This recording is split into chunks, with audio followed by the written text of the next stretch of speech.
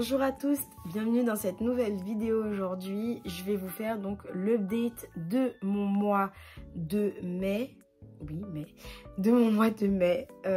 En termes de lecture, ça va, j'ai quand même pas mal lu. Je pense que c'est aussi à cause du Flower Book Challenge. J'ai voulu un peu optimiser ce mois entre mes lectures communes et le challenge.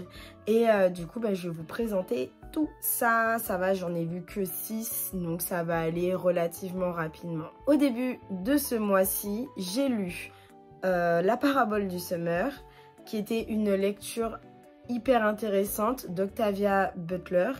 Une lecture du coup forte en représentation, dans un univers post-apocalyptique, mais je crois qu'il est sorti, je sais plus quand c'est la date, mais je vais vous le mettre. De toutes les manières aussi, je vais vous mettre la photo du roman parce que je l'ai lu sur ma liseuse.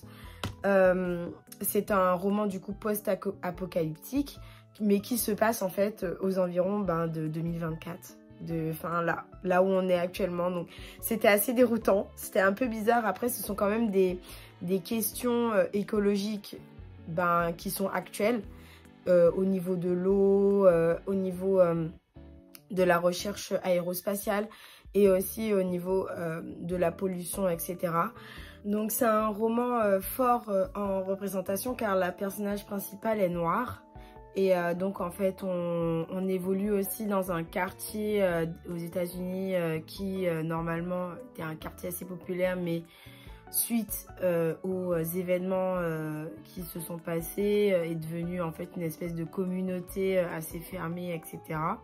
Donc en fait on voit l'évolution de cette personnage et en fait la création de sa propre religion, on va dire. Donc je ne vais pas non plus en parler, en dire trop, en dire plus. C'est vrai que c'est un roman assez qui peut être assez déroutant pour des personnes qui sont dites religieuses et tout. Après, je sais pas pour des personnes qui n'en sont pas. Après, il est très bien écrit. Et en fait, de ce qu'elle pense, la personnage principale, parce que je me souviens plus du tout de son prénom. Voilà, c'est ça. Moi, je lis des choses et en fait, j'oublie les noms des gens. De toute façon, ça arrive comme ça, c'est dans la vraie vie. Et en fait, ce qu'elle pense, au final, est hyper terre à terre. Donc, c'est assez... Bon, on arrive quand même à s'accrocher et à comprendre, en fait, surtout son fonctionnement. Donc, c'était vraiment une lecture hyper sympathique. C'était aussi le premier roman que je lisais d'elle. Et j'ai hâte en fait de découvrir d'autres choses en fait de cette autrice. Ensuite alors ce sera pas du tout dans la bonne timeline parce que je sais plus du tout ce que j'ai lu avant ou après et je suis pas en fait partie voir. Mais j'ai lu les mémoires de la forêt de Michael Brun-Arnaud. J'ai lu le tome 2, donc je vais pas vraiment vous faire de résumé en soi. En vrai si je pourrais vous faire un résumé car ce qui se passe dans le premier tome, en fait il n'y a pas vraiment de suivi sauf des personnages en fait qu'on revoit et tout, mais là ce qu'on va surtout suivre c'est l'histoire de la famille du personnage principal. Bien sûr par rapport à la librairie, en fait il y a un loup qui va arriver et qui va dire en fait c'est ma librairie et qui va le foutre dehors en fait.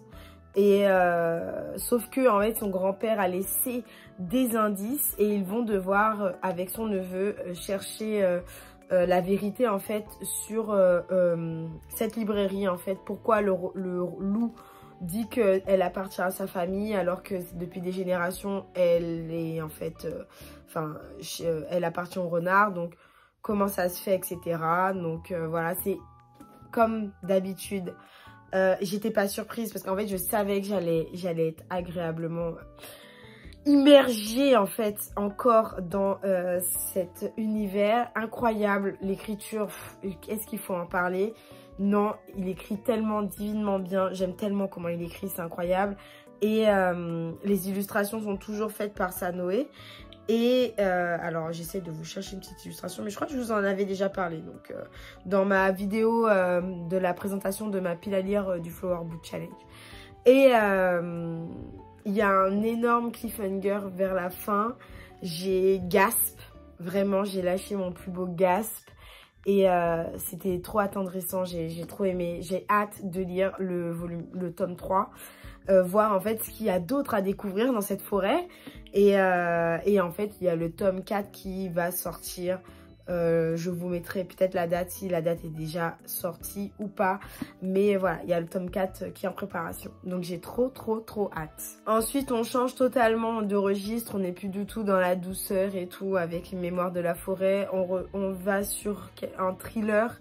Un thriller de Pierre Lemaitre. Du coup, c'est le tome 2 de la saga Verhoeven. C'est Alex.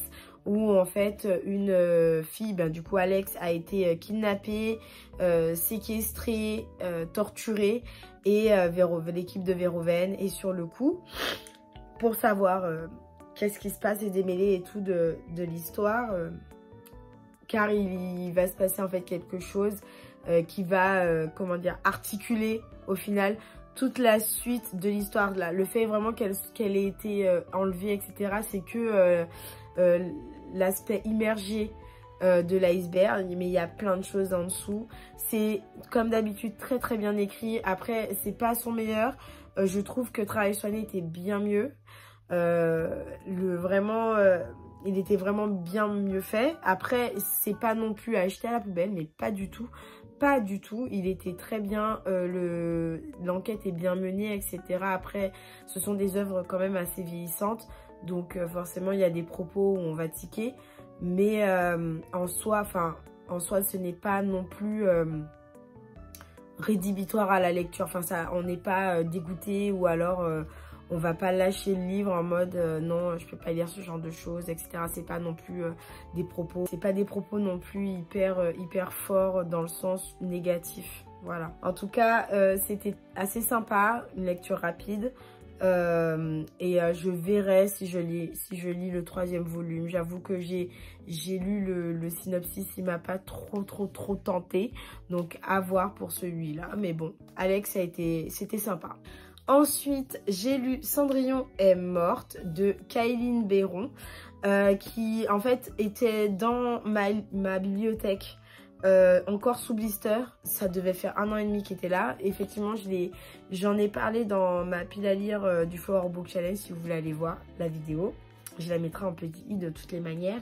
Ça parle, du coup, c'est une réécriture de Cendrillon qui parle du coup d'un univers où en fait le conte de Cendrillon fait office de religion. Voilà. C'est hyper bien ficelé, l'univers, l'intrigue, hyper bien ficelé, mais c'est tellement dommage. Je sais pas si c'est parce que c'est du young adulte ou alors que c'est parce que c'est un one shot assez court, mais c'est pas assez développé. Mais on a pas mal de questions qui restent en suspens, même au niveau de l'univers, du développement des personnages en fait aussi. Beaucoup du développement des personnages, de leurs relations, c'est pas hyper, c'est pas approfondi quoi. On aimerait plus, en fait il y a un bon terreau, mais on a fait pousser... Enfin, on n'a pas fait pousser ce qu'il fallait dessus, quoi. Enfin, voilà. Ce qui est cool, c'est qu'il y a pas mal de représentations. Donc, l'héroïne est une jeune fille noire et queer. Donc, elle est lesbienne. Et en fait, c'est assez sympa comment ça a été tourné et tout. Même en fait, c'est ça. Il y a des choses qui n'ont pas été assez approfondies. Et c'est dommage parce que, en fait, ça tenait un bon filon quoi, enfin on tenait vraiment un truc hyper intéressant. Je l'aurais peut-être voulu 2 fois plus épais, mais avec vraiment quelque chose de beaucoup plus travaillé quoi. Mais c'est sympa, il était sympa et peut-être que je le relirai je pense. En tout cas l'objet livre est très mignon, donc voilà, j'aime beaucoup l'illustration. Ensuite ce mois-ci j'ai pu enfin finir cette pavasse qui est Babel. Grosse pavasse qui je pense aurait peut-être besoin d'une vidéo à elle seule. Là je vous parle à chaud, du coup mes idées, mes pensées ne sont pas encore bien construites, bien organisées, mais c'était une vraie claque.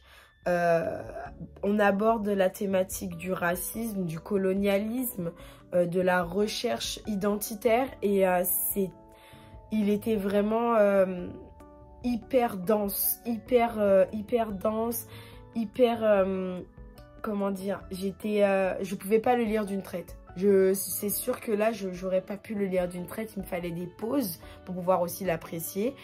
L'écriture de l'autrice R.F. Kuang qui est incroyable. C'est un recueil de détails, de recherches. On voit vraiment qu'elle elle savait de quoi elle parlait.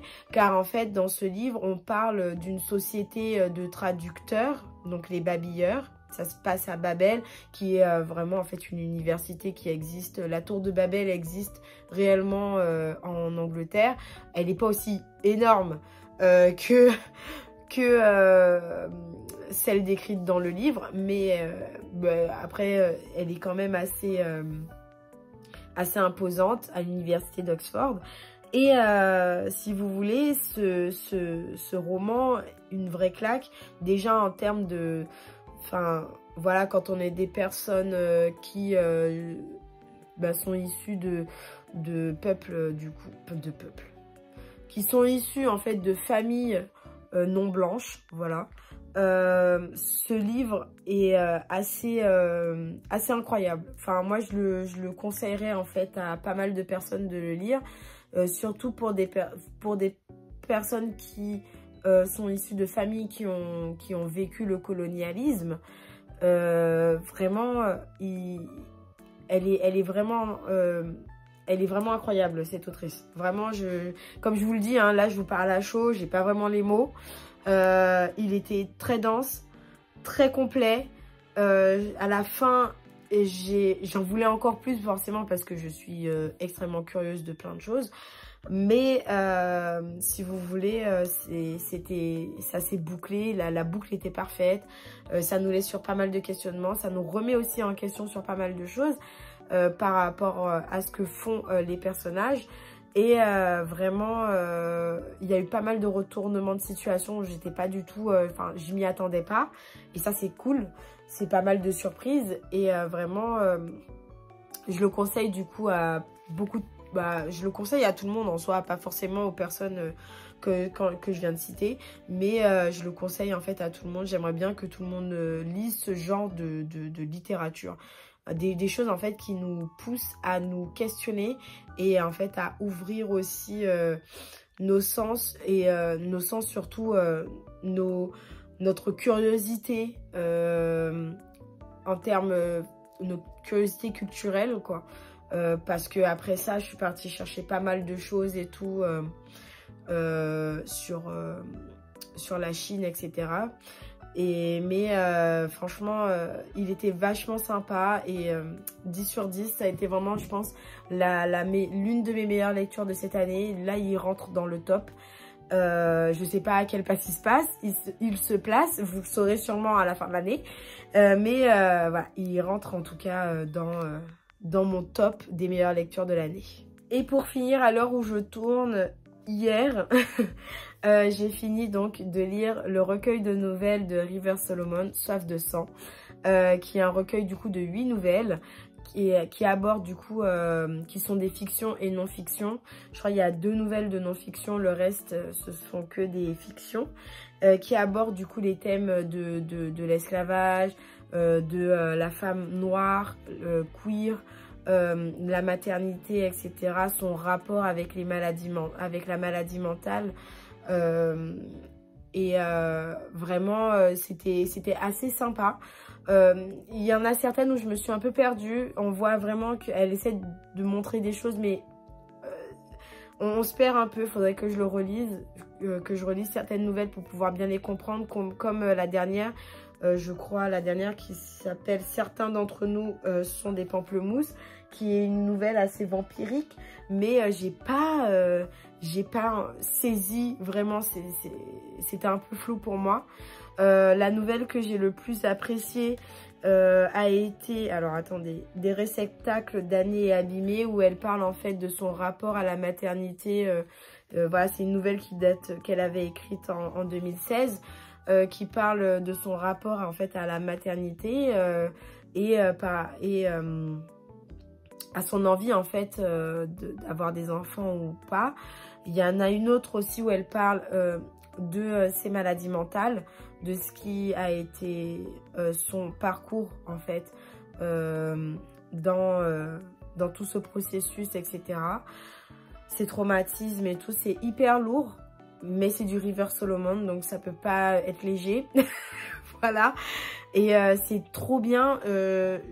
Pareil, c'est vraiment un livre en fait à ne pas s'y plonger en mode oulala, comme c'est de la fiction, ça va être voilà des romans qu'on a déjà vus un peu quel effet, mais c'est pas comme Les Abysses par exemple. Là vraiment ce seront des thématiques qui seront beaucoup plus dark. C'est vrai que les Abysses c'est extrêmement dark, mais là je trouvais que c'était vraiment très trash, même cru dans l'écriture, mais ça m'a pas dérangé pour autant, et je suis vraiment très contente de l'avoir lu, et je relirai encore quelques-unes des nouvelles de ce recueil. Donc voilà pour ce mois de mai, parce que oui on est en mai encore. Et ça va, j'ai quand même pas mal lu, 6 romans, un manga mais que j'ai pas présenté là parce que c'était une relecture et que voilà. 6 romans et vraiment des romans tous différents, et c'est cool. C'est ce que je me dis. En fait, c'est ce que je me dis, c'est que je ne suis pas vraiment dans un seul genre. J'essaie de découvrir d'autres choses, d'autres auteurs et autrices, d'autres formes aussi d'écriture. Et ça, c'est vachement cool. Là, j'aimerais bien tester la poésie. C'est vrai que la poésie, voilà, mais j'aimerais bien tester la poésie et essayer d'en lire. Après, voilà, c'était un mois assez intense en lecture ou même dans ma vie professionnelle. Donc c'est pour ça que maintenant, je passerai à une vidéo toutes les 2 semaines. Donc, et ce sera toujours le dimanche 15 h. Pour me permettre en fait d'avoir le temps aussi de préparer du contenu et de vous faire en fait un contenu quand même assez qualitatif quand même. Donc voilà. Mais mis à part ça, le mois de juin s'annonce assez dense aussi, parce que j'ai une lecture commune que je n'ai pas faite ce mois-ci, que je vais rattraper du coup le mois prochain, et du coup des lectures du Flower Book Challenge qui m'attendent. Donc du coup j'espère que cette vidéo vous aura plu. N'hésitez pas à liker, à commenter quelles ont été vos lectures de ce mois-ci, à partager, ça fait toujours plaisir et ça donne de la force. On se retrouve du coup toutes les 2 semaines, le dimanche à 15 h. Ciao!